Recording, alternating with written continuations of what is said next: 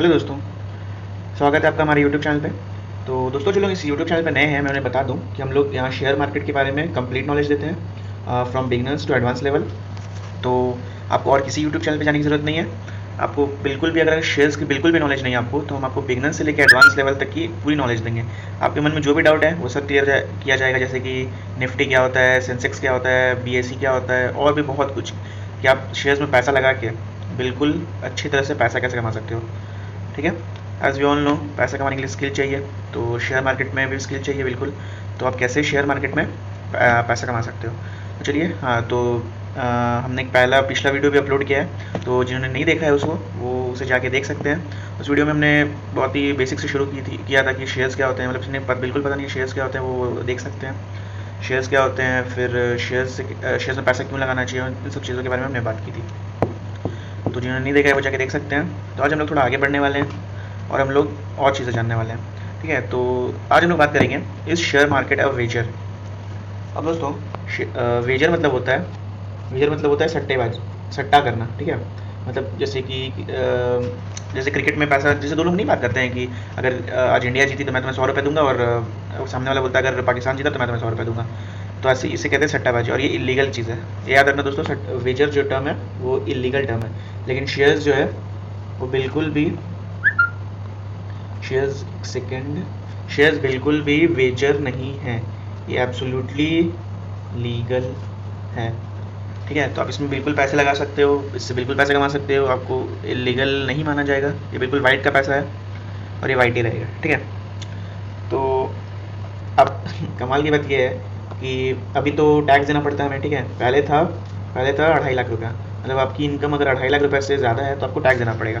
और अभी बढ़ के हो गई है 5 लाख रुपये। ठीक है, मतलब आपकी इनकम अगर 5 लाख से ऊपर है तो आपको टैक्स देना पड़ेगा। लेकिन शेयर्स में क्या रूल, शेयर्स में ये भी चीज़ है कि शेयर्स में एक LTCG नाम की चीज़ होती है। ठीक है, LTCG, long term capital gain. ठीक है, उसमें क्या होता है कि अगर आप 1 साल तक, 1 ईयर तक आपने जो शेयर्स खरीदे हैं उन्हें अगर आप अपने पास रख लो, और अगर आप उन्हें नहीं बेचो, तो उससे जो भी प्रॉफिट होगा, ठीक है, शेयर्स में से जो भी प्रॉफिट होगा वो एब्सोल्युटली टैक्स फ्री होगा। मतलब आप जो भी प्रॉफिट करते हो शेयर्स के बाद, वो टैक्स फ्री होगा। ठीक है, अब दोस्तों एक बुरी खबर ये है कि अगर मैं ये वीडियो 2017 में बना रहा होता तो ये टैक्स फ्री होता। ठीक है, तो मतलब अगर आप शेयर्स में इन्वेस्ट करते 2017 से 2018 तक शेयर्स खरीदते, मतलब 2017 में शेयर्स खरीदते, 2018 में बेचते, तो आपको बिल्कुल भी टैक्स देने की ज़रूरत नहीं पड़ती।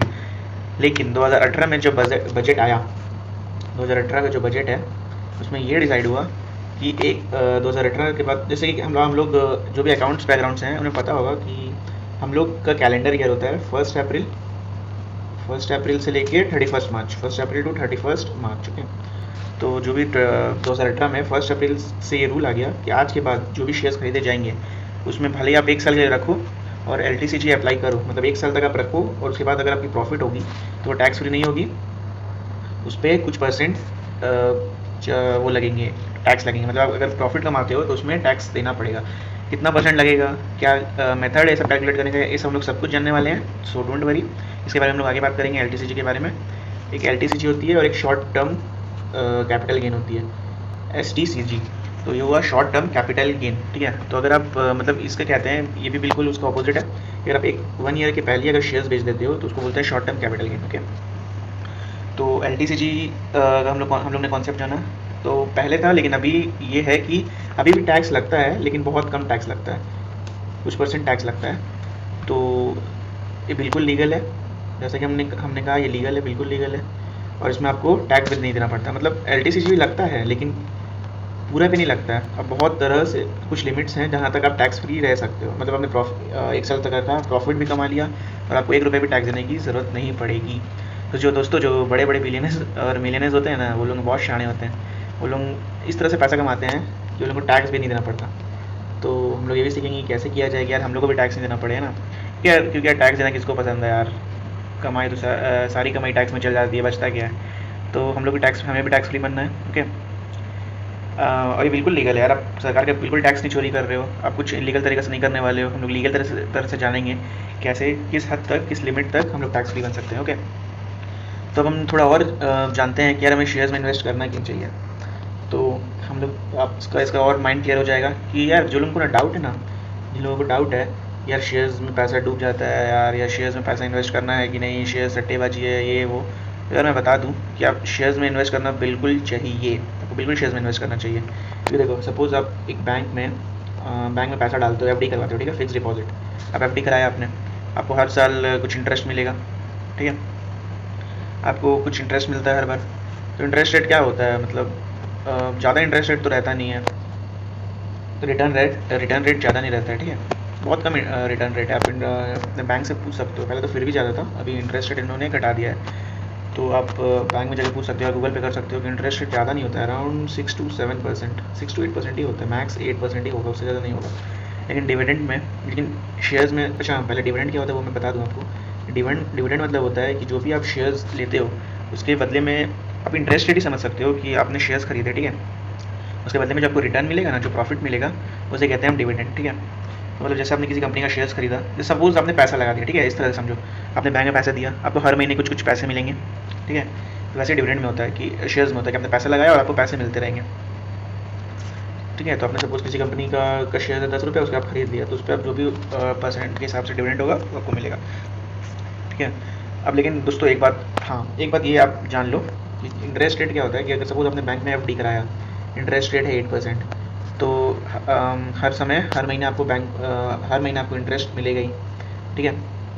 अब सपोज़ आपने 1,000 रुपये इन्वेस्ट किया, अच्छा 1,000 रुपये बहुत कम हो जाएगा, 10,000 रुपये इन्वेस्ट किया, और ये फिक्स है कि आपको हर महीना इंटरेस्ट मिलेगा ही मिलेगा। अब आप पैसा लेने जाओ और बैंक ये नहीं कह सकता कि यार इस बार कमाई नहीं हुई है, विजय माल्या पैसा लेके भाग गया, तो हम इंटरेस्ट नहीं दे सकते।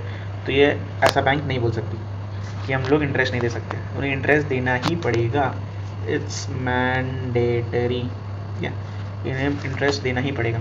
लेकिन डिविडेंड के केस में क्या होता है, डिविडेंड के केस में क्या होता है कि कंपनी अगर तो प्रॉफिट करती है, ठीक है, अगर तो कंपनी का प्रॉफिट होता है, अगर कंपनी के पास इतना सफिशिएंट पैसा है कि वो डिविडेंड दे सके, तो कंपनी डिविडेंड देगी। और कंपनी के पास अगर कंपनी का लॉस हुआ तो कंपनी अगर नहीं डिविडेंड दे पाएगी, उसके पास इतना पैसा नहीं है कि वो अपने शेयर होल्डर्स को डिविडेंड दे, तो नहीं भी दे सकती है। तो मतलब इसे हम लोग कहते हैं कि पैसा डूब गया तो कंपनी डिविडेंड नहीं देती है। अगर पैसा डूब जाता है तो उसके पास कंपनी के पास राइट है कि वो पैसा नहीं दे। तो दोस्तों जैसे कि हमने पिछले वीडियो में कहा था कि रिस्क तो यार हर चीज़ में है बॉस, ठीक है। बड़े बड़े वो बिलियनर्स ने कहा है don't be afraid to take a risk. तो दोस्तों रिस्क तो हर चीज़ में है। पिछले वीडियो में हमने बात की थी कि अगर 10% रिस्क है तो 90% प्रॉफिट भी है, ठीक है। ये पॉजिटिव साइड देखो, 90% की प्रॉफिट, ठीक है। और यार हम लोग ऐसे ही थोड़ी उठ के चल जा रहे हैं पैसा इन्वेस्ट करने के, यार किस्मत के भरोसे हुआ तो ठीक, नहीं हुआ तो ठीक है, हम लोग प्रॉपर नॉलेज लेंगे यार, डोंट वरी। हाँ तो कहाँ था मैं, हाँ तो इंटरेस्ट। अब एक और बात बहुत इंपॉर्टेंट है कि बहुत सारी कंपनीज़ हैं जो डिविडेंड नहीं देती। वो लोग ने यार पहले कह दिया है कि हम लोग ना आपको हर बार या सपोज़ हर महीने आपको यार शेयर्स पे इंटरेस्ट नहीं देंगे। मतलब कि सपोज़ आपने 10 रुपये के शेयर्स खरीदे और आप कंपनी के शेयर होल्डर बन गए। हमने पिछले वीडियो में बात की थी कि यार जो शेयर होल्डर होता है वो ओनर होता है। अब कंपनी के शेयर होल्डर बने, अब कंपनी पहले ही बोल दिया कि यार आपको हम हर महीने नहीं देंगे, ठीक है, इतना इंटरेस्ट। जैसे जो भी अब डिविडेंड रेट का इंटरेस्ट होता है, सपोज़ जो भी इंटरेस्ट रेट होगा, सपोज़ आपने ख़रीदा 90 रुपये का शेयर है, ठीक है। अब कंपनी कहती है कि यार मैं आपको नहीं दूंगा वो क्या कहते हैं इंटरेस्ट, हम आपको इंटरेस्ट नहीं देंगे, ठीक है। कंपनी कहती है कि हम आपको इंटरेस्ट नहीं देंगे। 90 रुपये हैं, ठीक है, 90 रुपये के शेयर्स हैं। शेयर्स में यार पर शेयर्स का दाम होते हैं, ओके। तो 90 रुपये के एक शेयर है सपोज, ठीक है। आपने खरीद लिए कितने शेयर्स, आपने खरीद लिए 1000 शेयर्स, ठीक है। तो आपने टोटल 90 हज़ार रुपये के शेयर्स खरीदे, आपका 90,000 रुपये लग गया, ठीक है। अब कंपनी कहती है कि हम आपको डिविडेंड्स नहीं देंगे, इसके बदले में, क्योंकि सपोज 90 रुपये के आपने शेयर्स खरीदे 90,000 रुपये। अब डिविडेंड्स के हिसाब से क्या होता, 4 to 5% डिविडेंड होते हैं। तो इस हिसाब से जनरली ज़्यादा जो भी प्रॉफिट हो ज़्यादा नहीं मिलेगा यार 4 to 5% में। तो उसके बाद जो भी आपको पैसा मिलेगा आप उसको क्या करोगे, कंपनी कहती है कि आप यार हमें वो पैसा हमें ही दो ना, आप हमसे बेटर तो इन्वेस्ट कर नहीं सकते उस पैसे को। तो जो भी प्रॉफिट हो रहा है, जो भी हम आपको डिविडेंड दें, उसके बाद आप हमें पैसा दो, यार बहुत झमेला हो जाएगा। तो एक काम करो, हम आपको पैसे देंगे ही नहीं, ठीक है, वो पैसे आप हमें दो और हम ही रख लेते हैं। अब ऐसा नहीं है कि हम ही रख लेते हैं। अब क्या होगा कि आपने सपोज़ 90 रुपये के साथ 1000 खरीदे, 90,000 शेयर्स हो गया, ठीक है। ध्यान से समझना कि कंपनीज डिविडेंड क्यों नहीं देती, और ऐसी लूलू पुलू कंपनी नहीं दोस्तों। बड़ी बड़ी कंपनीज जैसे कि अल्फ़ाबेट, जिसके हाल ही में अभी सुंदर पिचाई जी CEO बने, फिर अमेज़ॉन, ठीक है, और गूगल, ये सब जो है ये लोग डिविडेंड्स नहीं देते हैं, ठीक है। अब क्यों नहीं देते हैं वो बारे उन्होंने डिस्कस करते हैं। 90,000 रुपये के आपने खरीद लिए शेयर्स, तो कंपनी कहती है कि आप पैसा हमें दो ना, तो कंपनी क्या करती है उस पैसे का, यार देखो बिजनेस जो है पैसे से चलता है ऑफकोर्स, ठीक है। तो पैसा दिया आपने, अब कंपनी कहती है कि प्रॉफिट आप हमसे बेहतर तो इसको इन्वेस्ट कर नहीं सकते हो, तो कंपनी इस पैसे को यूज़ करके अपना ग्रो करती है। और अपना कंपनी जैसे ही ग्रो करेगा कंपनी के शेयर्स, कंपनी का वैल्यू बढ़ेगा, अब कंपनी के वैल्यू बढ़ेंगे तो कंपनी के शेयर्स बढ़ेंगे, ठीक है। तो 90 रुपये का शेयर्स को आपके पैसे का यूज़ करके कंपनी ने 90 रुपये के शेयर्स को बढ़ा के 10% कर दिया, ठीक है। कितने का प्रॉफिट हुआ, इंक्रीज़ हुआ 10% का, ठीक है।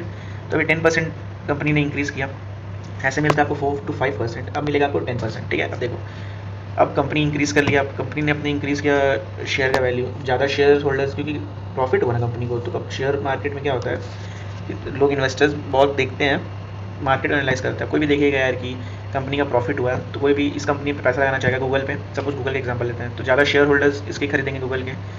तो अब 90,000 के हिसाब से 100 रुपये का हो गया। अब आपने खरीदा 90,000 इन्वेस्ट किया था 1000 शेयर, अब वो 1000 × 100 करके देख लो, हो गया 1 लाख, आपको हुए 10,000 रुपये के फ़ायदे। ये तो मैं कह रहा हूँ जब आपने कम पैसा लगाया, वो जो बड़े बड़े बिलियनर्स जो होते हैं वो लोग थोड़ी जो इतने कम पैसे लगाते हैं, वो लोग करोड़ों में लगाते हैं पैसे, ठीक है। तो आपको वो 10,000 का प्रॉफिट। अब अगर वही पैसा आप डिविडेंड लेते हैं तो 4 to 5% के हिसाब से आपको ज़्यादा प्रॉफिट नहीं मिलता, आपको बहुत कम प्रॉफिट मिलता। तो कुछ कुछ शेयर्स हैं, कुछ कंपनीज ऐसे हैं जो कहते हैं यार हम डिविडेंड्स नहीं देंगे, आप डायरेक्ट शेयर खरीदो और बेचो, डिविडेंड्स वाला किस्सा ही खत्म, नो झमेला, ठीक है। डिविडेंड्स वाला किस्सा खत्म, तो डायरेक्ट शेयर खरीदो बेचो, ठीक है। ये वाला केस है। अब बहुत सारी कंपनीज का हमने बात की जो डिविडेंड्स नहीं देती है, जैसे टेस्ला, इलॉन मस्क की कंपनी है, वो भी कहती है कि यार हम डिविडेंड्स नहीं देंगे, ओके। या वो इलॉन मस्क है, अच्छे, उन्हें जितना स्पेस की नॉलेज है, बिजनेस का भी काफ़ी अच्छा नॉलेज है उन्हें, हाँ, ओके। तो अब और इंटरेस्ट और डिविडेंड्स के बारे में बात कर रहे थे। अब एक और चीज़ है, इंटरेस्ट टैक्सेबल होता है, ठीक है। यार मैं आप लोगों को जानबूझ के बता रहा हूँ कि मैं चाहता हूँ कि ज़्यादा से ज़्यादा लोग शेयर मार्केट के बारे में जानें, क्योंकि यार इंडिया में ना शेयर मार्केट का नॉलेज बहुत वीक है, लोगों को पता ही नहीं होता। आधे लोग इसलिए नहीं आते शेयर मार्केट में, शेयर मार्केट में आधे लोग इसलिए नहीं आते कि इतने सारा मिसकंसेप्शन है यार।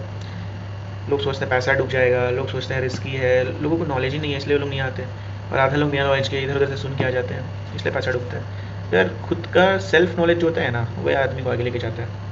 तो इंटरेस्ट जो है, हमने बात किया इंटरेस्ट टैक्सेबल है, तो अब तो 5 लाख हो गया है। अगर 5 लाख रुपये तक अगर आप 4,50,000 रुपये भी कमाते हो, अच्छा छोड़ो 4,90,000 भी कमाते हो, आपको 1 रुपया टैक्स देने की जरूरत नहीं है, आप आराम से चैन की नींद सो सकते हो।